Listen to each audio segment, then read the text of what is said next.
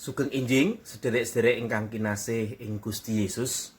Monggo kita miwiti dinten menika dening sowan ing ngarsanipun Gusti. Awit gesang menika boten langgeng. Lan kita sedaya kedah eling. Eling, eling.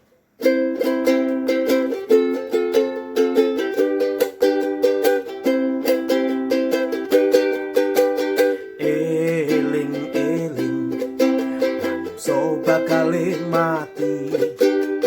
Eling, eling. Ing donya pira lawase. Eling, eling. Kono donya ora langgeng. Gesang langgeng namung derek Gusti. Eling, eling. Manungsa bakale mati. Eling, eling. Ing donya pira lawase. Eling, eling. Kono donya ora langgeng. Gesang langgeng namung derek Gusti. Gesang langgeng namung derek Gusti. Bapak Ibu dan juga saudara-saudara sekalian, pagi hari ini kita akan bersama-sama merenungkan dari satu bagian firman Tuhan, Injil Lukas pasalnya yang ketiga, ayatnya yang ke-14. Ini bagian dari pembicaraan Yohanes Pembaptis dengan orang-orang yang datang ketika ia meminta mereka untuk bertobat dan dibaptiskan. Lukas pasalnya yang ketiga ayat yang 14 mengatakan demikian. Dan prajurit-prajurit bertanya juga kepadanya, "Dan kami, apakah yang harus kami perbuat?" Jawab Yohanes kepada mereka, "Jangan merampas dan jangan memeras, dan cukupkanlah dirimu dengan gajimu." Bapak, Ibu, dan saudara-saudara sekalian, listrik di tempat asal saya, Kota Tulungagung, itu baru hadir ketika saya itu kelas 4 SD. Itu berarti sekitar tahun 84 atau 85. Nah, sebelum listrik itu hadir, maka tiap malam dengan dimar atau ublik gitu ya. Sebab kalau sudah agak malam kami tidak pakai lampu petromak. Maka kakek itu mengumpulkan kami, cucunya laki-laki. Saya beserta dengan dua saudara saya, kakak saya yang lebih tua 2 tahun, dan adik saya yang lebih muda 2 tahun. Nah, kami berempat biasanya main kartu. Tapi jangan salah paham, kakek kami tidak mengajarkan kami untuk berjudi. Sementara kami main kartu, maka kakek itu memberikan wejangan-wejangan dari sudut pandangnya sebagai orang yang hidup di tanah Jawa. Salah satu yang saya ingat nasihat dari kakek saya itu adalah narimo ing pandum. Narimo ing pandum. Menerima bagian masing-masing. Waktu itu jelas saya samar-samar memahaminya dan tidak terlalu serius dengan hal itu. Tapi rupa-rupanya apa yang disampaikan kakek saya itu sesuatu yang dalam dan sesuatu yang sulit untuk dilakukan. Bahkan setelah mengenal Kristus pun orang tidak mudah untuk bisa narimo ing pandu. Bersyukur dengan apa yang Tuhan berikan kepadanya. Menerima dengan baik bagian yang menjadi miliknya. Dan itu yang Yohanes juga sampaikan kepada para prajurit, agar mereka mencukupkan dengan gaji mereka. Itu sama, bersyukur dengan bagiannya. Hidup ini tidak mudah untuk dijalani dengan bersyukur dengan apa yang menjadi bagian kita. Apalagi kalau kita membandingkan dengan diri orang lain. Apa yang semestinya cukup itu menjadi tidak cukup. Karena kita melihat orang lain sepertinya mendapatkan lebih dari yang menjadi bagian kita. Dan akhirnya kita punya keinginan. Sehingga kita sulit untuk narimo ing pandum. Sulit untuk menerima apa yang menjadi bagian kita yang ditentukan oleh Tuhan.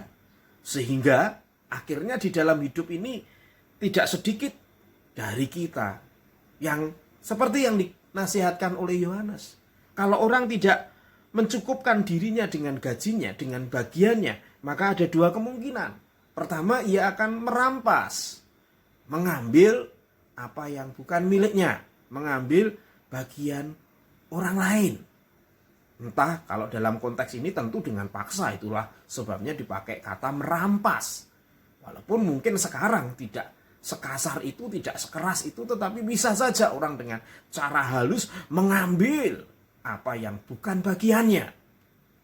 Kalau tidak mengambil apa yang bukan bagiannya, alias merampas, dia akan meminta lebih dari bagiannya. Itu yang disebut sebagai memeras. Jadi kalau orang tidak belajar mencukupkan dengan apa yang menjadi bagiannya, dalam kata Yohanes ini adalah gajinya, maka ia kalau tidak mengambil yang bukan bagiannya, ya akan meminta yang bukan bagiannya. Kalau enggak merampas, ya memeras. Tapi kita sekalian sebagai orang-orang yang percaya kepada Tuhan, tidak dipanggil demikian. Mungkin kita bisa tergoda, tetapi Tuhan mengajarkan kita untuk bersyukur. Sebab dengan bersyukur, mengakui bahwa segala sesuatu itu datang dari Tuhan, maka berapapun yang kita terima, maka kita akan bersyukur dan kita akan menerima itu sebagai bagian kita. Dan sebenarnya, Bapak, Ibu, dan juga saudara sekalian, kalau kurang, pasti Tuhan akan kirimkan. Kalau kurang, Tuhan pasti akan cukupkan. Mungkin ada masa sepertinya terjepit, seolah-olah mepet. Sesungguhnya dalam kebijaksanaannya, Allah tidak pernah memberikan yang mepet. Bahkan lebih dari yang kita butuhkan. Hanya kadang-kadang karena keinginan kita, karena kekhawatiran kita, kegelisahan kita, yang didasari oleh, sekali lagi, tidak mensyukuri yang menjadi bagian kita. Sehingga kita tergoda dan mungkin juga bisa jatuh di dalam mengambil yang bukan bagian kita atau meminta yang lebih dari bagian kita. Mari kita hari ini mensyukuri yang Tuhan berikan kepada kita. Dengan mensyukuri, maka kita akan menerima bagian kita. Dan sekali lagi, semuanya itu dicukupkan oleh Tuhan. Bukan hanya kita yang mencukupkan diri, tetapi Tuhan akan mengajar kita untuk cukup. Sebab jika kurang, Tuhan pasti kirimkan. Mari sepanjang hari ini kita ingat, Tuhan mencukupkan. Jika kurang, dikirimkan oleh Tuhan untuk kita. Mari kita bersyukur dan berdoa. Bapa di surga, kami berterima kasih karena firman-Mu mengingatkan kami, apa yang Engkau berikan menjadi bagian kami lebih dari cukup. Jika kurang, Engkau akan mengirimkannya. Kami tidak hidup oleh gaji kami, tapi kami hidup oleh karena pemeliharaan dan pertolongan-Mu. Engkau mampu mencukupkan segala sesuatu yang kami butuhkan. Engkau mampu memberikan segala sesuatu yang kami perlukan. Sebabnya Tuhan, biarlah dengan penuh iman kami boleh menjalani hidup, menerima bagian kami, mensyukuri karena kami tahu segala sesuatunya Engkau sediakan cukup bagi kami.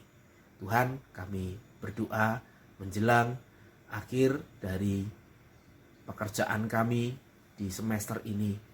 Tuhan berkati kami supaya kami bisa menyelesaikan dan kami bisa mempersiapkan untuk semester depan.